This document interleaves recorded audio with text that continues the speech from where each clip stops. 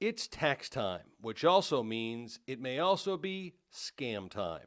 They took the identities, basically names, social security numbers of real people, and without those people's knowledge, they filed fraudulent tax refunds. In every case, the suspects claimed to be a student and applied for a $1,000 tax credit. It was irrespective of whether the person was 85 years old and hadn't been to school since they were in high school, or whether the person was 22 years old and was in college. Then, suspects began cold calling victims, telling them they were entitled to a $500 refund.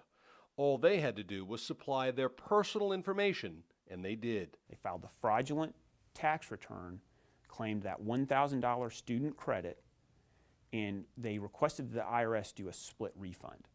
And they would have the IRS issue a $500 check to the victim. Then they would have the IRS issue $500 to them. This is why the scheme worked and grew so quickly.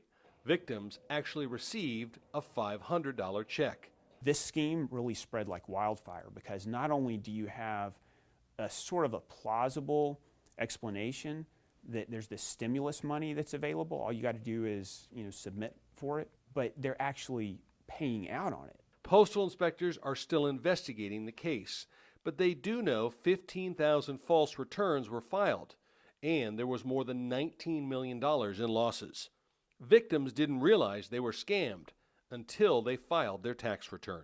I've had victims that told me that they were evicted from their home because they didn't get the refund that they expected.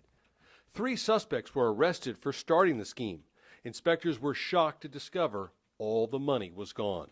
Most of the money actually just went into lifestyle. It's not their money, so they didn't have to be frugal with it. It's just most of it's just gone. The most important takeaway from this story: always protect your personal information.